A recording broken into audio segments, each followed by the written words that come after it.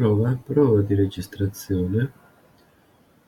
Ecco, qui siamo entrati nel portale Arco, inseriamo l'username e la password, accediamo. Sto facendo una prova di registrazione con Screencastify per vedere come funziona su Drive o anche su YouTube la condivisione. Interrompi la condivisione, come si fa a fermare? Non lo vedo più.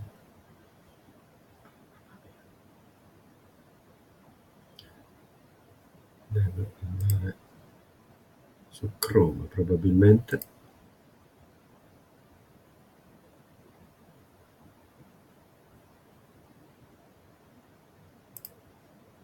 Ecco qua, bloccato. And record.